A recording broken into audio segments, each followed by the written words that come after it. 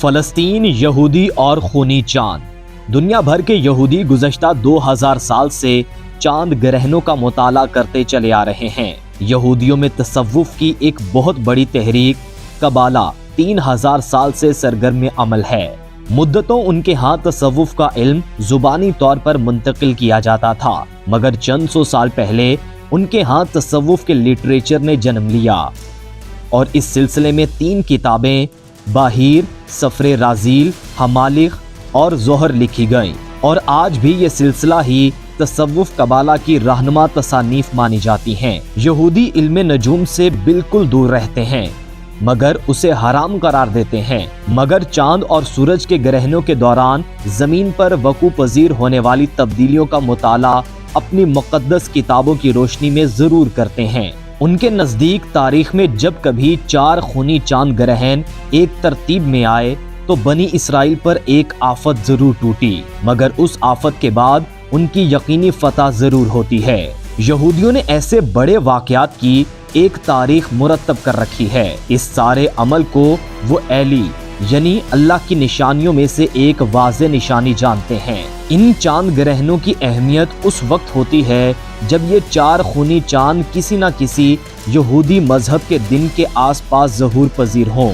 یہودی گزشتہ 50 سال سے ایسے 4 خونی چاند گرہنوں کا انتظار کر رہے تھے، اور اسرائیل کے معبدوں میں اس کے لیے مستقل دعائیں اور دیوار گریا پر عبادت ہو رہی تھی۔ ان میں پہلا خونی چاند گرہن 15 اپریل 2014 کو لگا۔ اس دوران یہودیوں کا مشہور تہوار یدش، جسے انگریزی زبان میں پاس اوور کہتے ہیں، وہ منایا جا رہا تھا۔ یہ تہوار 7 دن تک چلتا ہے۔ اس دوران یہودی ایک مخصوص روٹی پکاتے ہیں اور دیوار گریا کے سامنے قربانی کرتے ہیں۔ دوسرا خونی چاند گرہن 8 اکتوبر 2014 کو لگا، اور اس دوران یہودیوں کا مشہور مذہبی دن سکوٹ تھا، جسے انگریزی میں فیسٹ آف ٹیبرنیکل کہا جاتا ہے۔ اس تہوار کے آخر میں ان کا مقدس ترین دن یوم کپور آتا ہے۔ یہ دن یہودیوں کی مصر سے صحرائے سینا کی طرف روانگی کی علامت ہے۔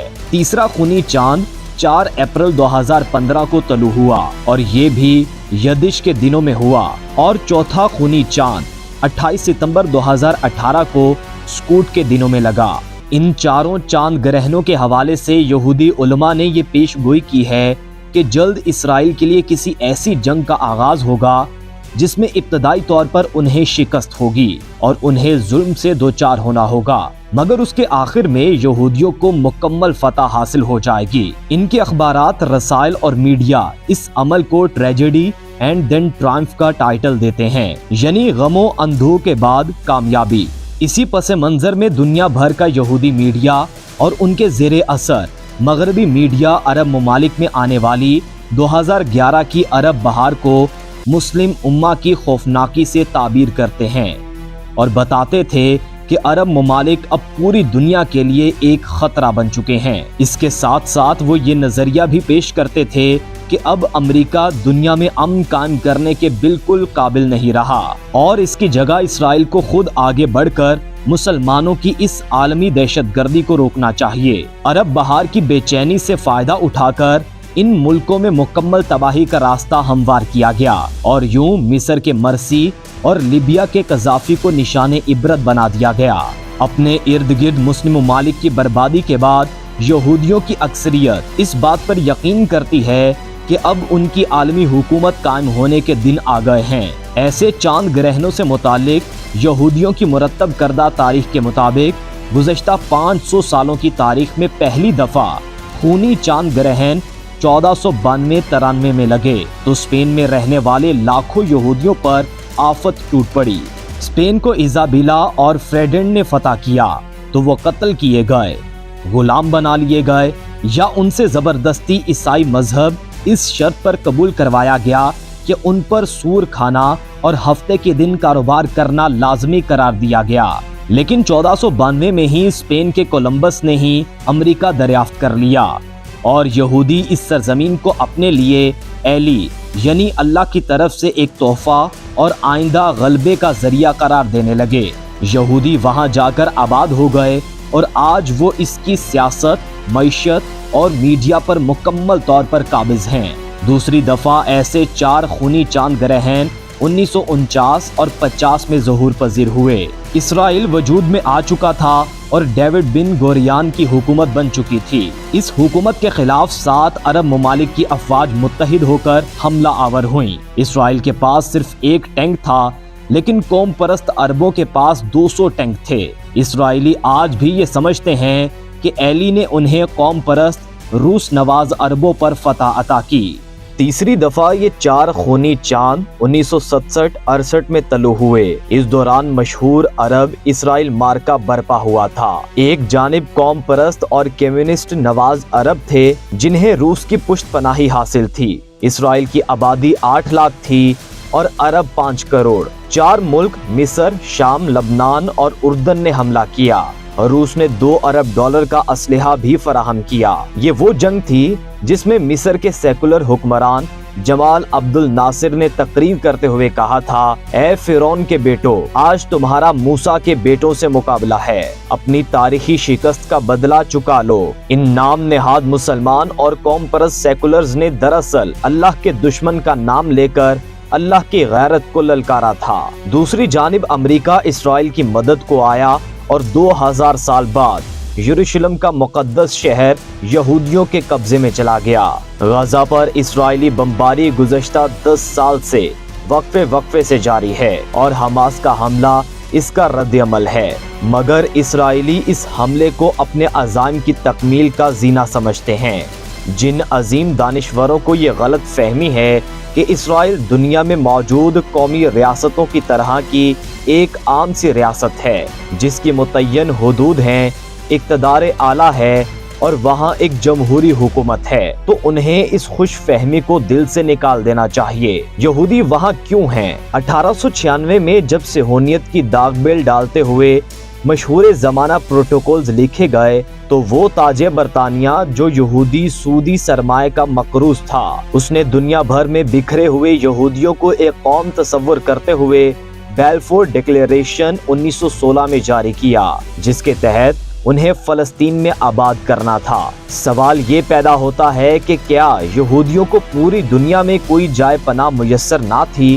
تمام اتحادی ممالک اور امریکہ کے دروازے ان کے لیے کھلے تھے، پھر وہ حیفا اور تل ابیب جیسے بے آب و گیاہ علاقے میں آ کر کیوں آباد ہونا شروع ہوئے؟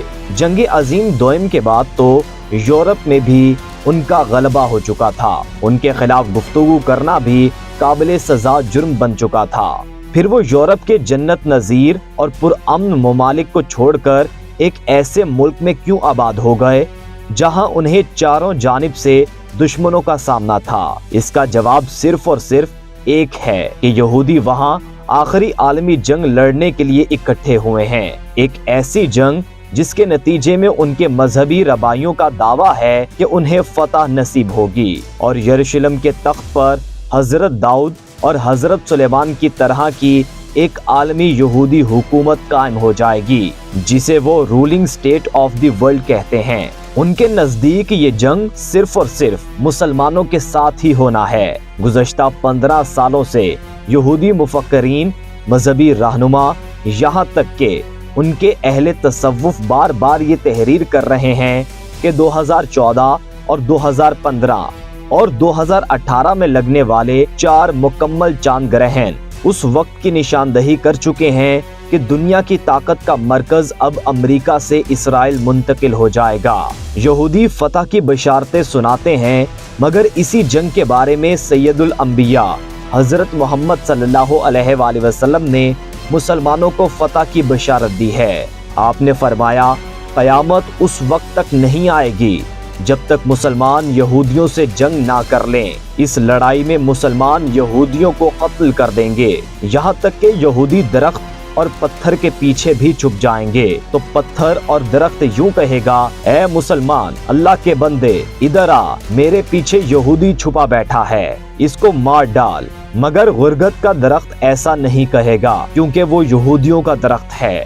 دنیا بھر سے یہودی اسرائیل کی سرزمین پر پکنک منانے یا کسی معاشی فائدے بہتر اور پرآسائش زندگی کے لیے جمع نہیں ہوئے، بلکہ وہ اس جنگ کے لیے گزشتہ 100 سال سے وہاں جمع ہو رہے ہیں۔ وہ اپنی کتاب ایزاخیل کی اس پیشگوئی پر یقین رکھتے ہیں، اے سیہون کی بیٹی خوشی سے چلاؤ، اے یروشلم کی بیٹی مسرت سے چیخو، تمہارا بادشاہ آ رہا ہے، وہ عادل ہے اور گدھے پر سوار ہے، خچر یا گدھی کے بچے پر۔ میں یوفم سے گاڑی کو اور یروشلم سے گھوڑے کو علیحدہ کر دوں گا، جنگ کے پر توڑ دیے جائیں گے، اس کی حکمرانی سمندر اور دریا سے زمین تک ہوگی۔ اسی کتاب میں لکھا جائے گا کہ اسی طرح اسرائیل کی ساری قوموں کو ساری دنیا سے جمع کروں گا، چاہے وہ جہاں کہیں بھی جا بسے ہوں، اور انہیں ان کی اپنی سرزمین میں جمع کروں گا۔ میں انہیں اس سرزمین میں ایک ہی قوم کی شکل دے دوں گا، اسرائیل کی پہاڑی پر، جہاں ایک ہی بادشاہ ان پر حکومت کرے گا۔ انہی بشارتوں کی تکمیل کے لیے اسرائیل میں اکٹھے ہوئے ہیں، لیکن ان کا حال بھی مسلمانوں جیسا ہے۔ وہ اپنی مرضی کی آیات اٹھا کر اپنے لیے فتح کی نوید سناتے ہیں، لیکن ان کی اسی کتاب ایزاخیل میں اس آخری جنگ کا جو انجام درج ہے وہ بالکل سید الانبیاء حضرت محمد صلی اللہ علیہ وآلہ وسلم کے ارشاد جیسا ہے۔ ایزاخیل کے 22ویں باب میں لکھا ہے، پھر ایلی کہتا ہے کہ کیونکہ تم لوگ میرے نزدیک کھوٹے سکے ثابت ہوئے ہو، اس لیے تمہیں یروشلم میں جمع کروں گا، جیسے سونا، چاندی، ٹن، لوہا اور کانسی کو آگ میں ڈالنے کے لیے جمع کرتے ہیں، اس طرح میں بھی تمہیں غصے اور غضب کے درمیان جمع کروں گا اور پھر تمہیں پگھلا دوں گا۔ میں تم پر اپنے غضب کی آگ بھڑکا دوں گا اور تم پگھل جاؤ گے، پھر تمہیں معلوم ہو جائے گا کہ تمہارے رب نے تمہارے اوپر اپنا غضب نازل کیا ہے۔ ان کی کتاب جرامیہ میں تو اس آخری مارکے کے اختتام کا منظر بہت ہولناک لکھا ہے، ان کی تباہی اور سزا کے اعلان کے بعد، جس کے بعد ان کی لاشیں کھلے آسمان تلے ڈال دی جائیں گی، جہاں گدھ اور کیڑے مکوڑے ان کو کھا لیں گے، حتیٰ کہ ان کے بادشاہوں اور لیڈروں کی ہڈیاں بھی گل جائیں گی اور زمین میں کوڑے کرکٹ کی طرح پھیل جائیں گی۔ یہودیوں کے مقابلے میں مسلمان اقوام، خصوصاً عرب کے بارے میں اللہ کے رسول صلی اللہ علیہ وآلہ وسلم نے فرمایا، ایک ایسا فتنہ ظاہر ہوگا جو سب عربوں کو لپیٹ میں لے لے گا، اس فتنے میں قتل ہونے والے جہنم میں جائیں گے، اس فتنے میں زبان کی کاٹ تلوار سے زیادہ ہوگی۔ مسند احمد، ابی داؤد، ترمذی، ابن ماجہ۔ یعنی اس وقت ہم اس فتنے کا شکار ہیں اور ہماری تباہی لازمی ہے، مگر اس بڑی لڑائی سے جو بھی مسلمان بچ نکلے گا وہ وہی ہوگا جس کے ہاتھ سے اللہ کی نصرت کا پرچم بلند ہوگا۔ اس بڑی جنگ کے بارے میں آپ صلی اللہ علیہ وآلہ وسلم نے فرمایا، جب لوگ دو خیموں میں تقسیم ہو جائیں گے، ایک اہل ایمان کا خیمہ جس میں بالکل نفاق نہیں ہوگا، دوسرا منافقین کا خیمہ جن میں بالکل ایمان نہیں ہوگا۔ جب ایسا ہو تو دجال کا انتظار کرو کہ آج آئے یا کل۔